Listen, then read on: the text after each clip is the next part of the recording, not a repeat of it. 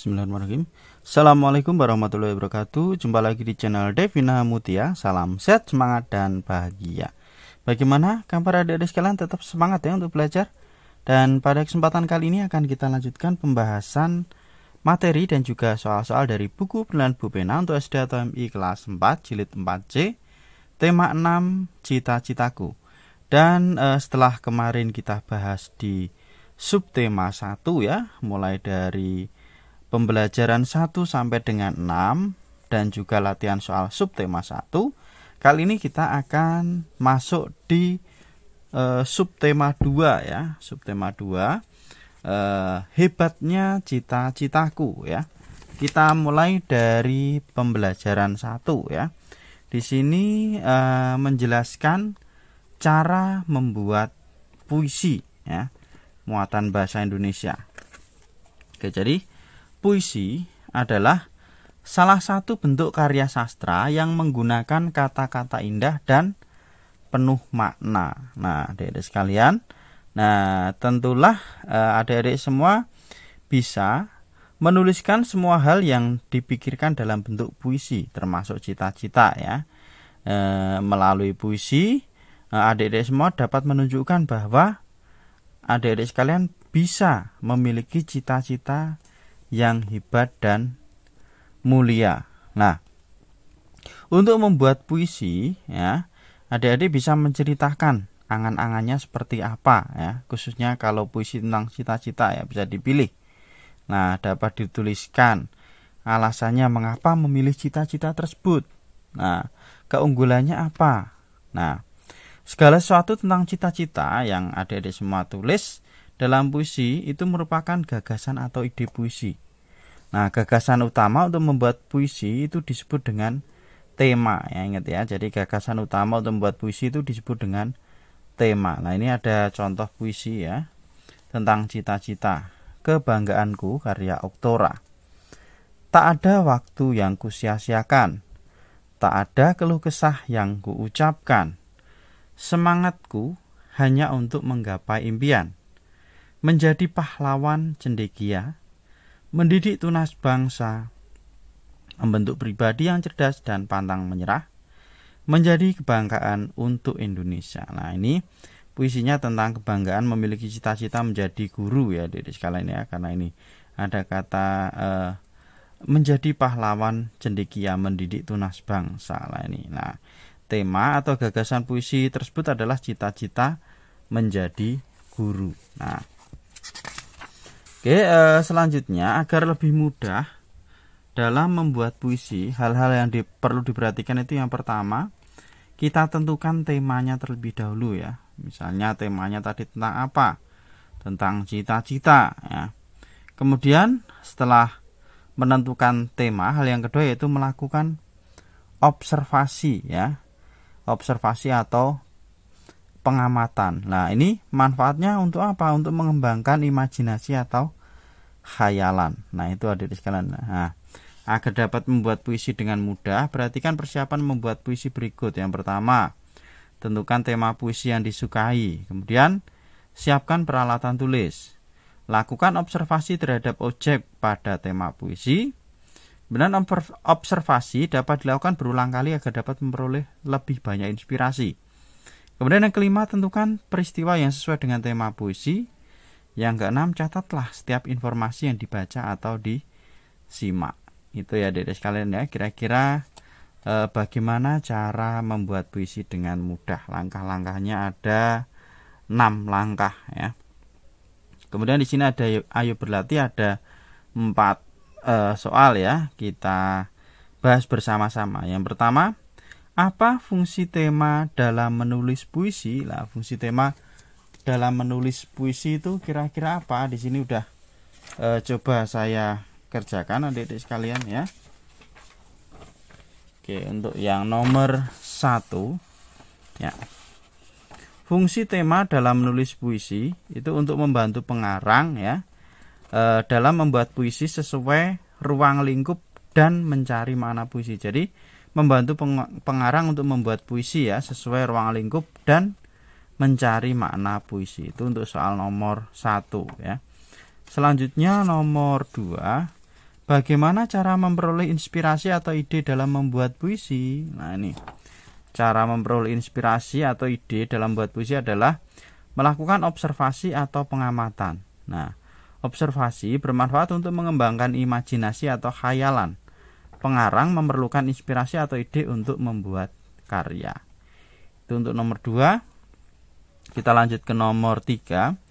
Apa hubungan tema dengan observasi dalam menulis puisi?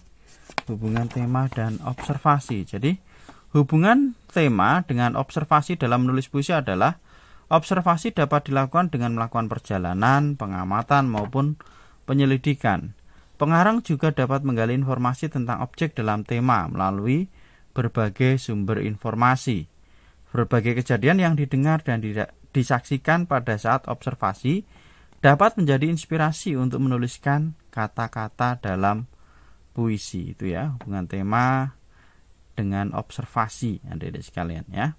Oke, selanjutnya ke soal nomor 4. Carilah puisi di majalah, lalu tentukan tema dan hal yang diceritakan dalam puisi tersebut. Nah, silakan adik-adik bisa dicari ya puisinya. Misalnya tadi kayak ini ada contoh puisi tadi, yaitu Kebanggaanku karya Oktora. Ini temanya tentang cita-cita. Nah, adik-adik juga sama, dicari puisi.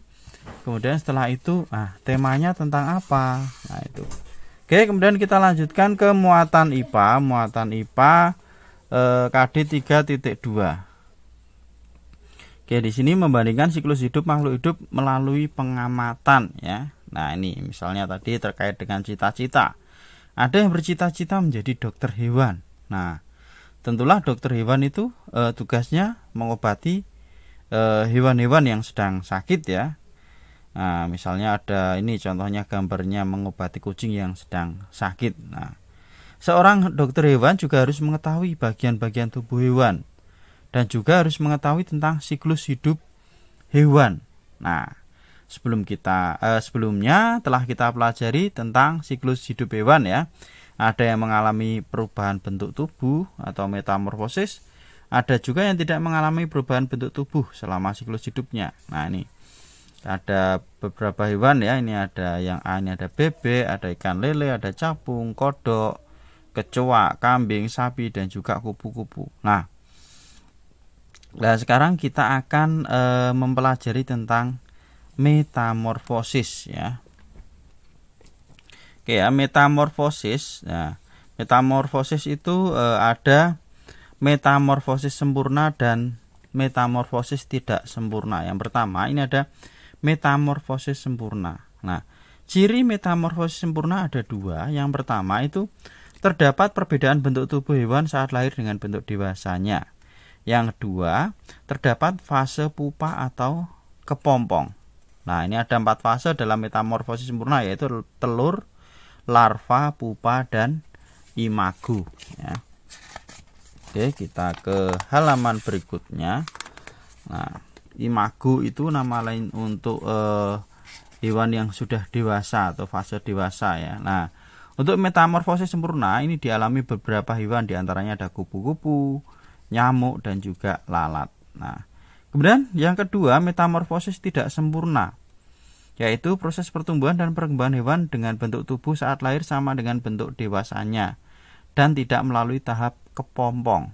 Nah, fase dalam metamorfosis tidak sempurna yaitu telur, nimfa atau hewan muda yang mirip dengan hewan dewasa, kemudian imago atau hewan dewasa ya. Metamorfosis tidak sempurna dialami hewan seperti kecoa dan juga belalang. Nah, ini sekarang ada soal ayo berlatih. Di sini kita diminta memilih 2 hewan ya pada gambar, kemudian buat perbandingan siklus hidup dari 2 hewan yang kamu pilih pada tabel. Ini ada capung, ikan, kambing, lalat, semut, dan juga bunglon ya. Nah, ini nama hewannya apa? Misalnya capung, cara berkembang biaknya dengan apa, kemudian siklus hidupnya apa. Nah, skema siklus hidupnya seperti apa ini ya. Kemudian yang kedua sama, nama hewan, cara berkembang biak, jenis siklus hidup, dan skema siklus hidup. Oke, di sini sudah ada contoh ya adik-adik sekalian ya. Saya ambilkan beberapa, ini sudah dibahas. Yang pertama ini capung ya, cara berkembang biaknya dengan bertelur, jenis siklus hidupnya yaitu metamorfosis sempurna ya. Tadi dibedakan antara metamorfosis sempurna dan tidak sempurna. Kemudian siklus hidupnya dimulai dari telur, larva, kemudian capung muda, capung dewasa ya. Ini untuk capung. Kemudian selanjutnya ada ikan. Nah, ikan itu berkembang biaknya dengan bertelur. Jenis siklus hidupnya dia tidak mengalami metamorfosis. Nah, siklus hidupnya telur, kemudian anak ikan menjadi ikan dewasa. Nah, yang ketiga kambing. Kambing ini melahirkan. Siklus hidupnya tidak mengalami metamorfosis untuk kambing ya. Kemudian, nah, siklus hidupnya dari anak kambing kemudian ke kambing dewasa. Selanjutnya lalat. Lalat itu cara berkembang biaknya dengan bertelur. Jenis siklus hidupnya yaitu metamorfosis sempurna ya. Kemudian siklus hidupnya dimulai dari telur, larva, kepompong, lalat dewasa. Kemudian ada semut, bunglon dan seterusnya ya. Itu saya berikan beberapa contoh saja, adik-adik sekalian bisa dipilih ya. Apa tadi yang sudah saya jelaskan ya. Karena diminta hanya 2, adik-adik bisa pilih 2 saja. Oke, untuk pembelajaran 1 sudah kita bahas ya. Untuk pembelajaran 2 nanti akan kita lanjutkan di video berikutnya. Terima kasih sudah belajar bersama, semoga bermanfaat. Dan saya rasa cukup sekian. Saya akhiri, wassalamualaikum warahmatullahi wabarakatuh.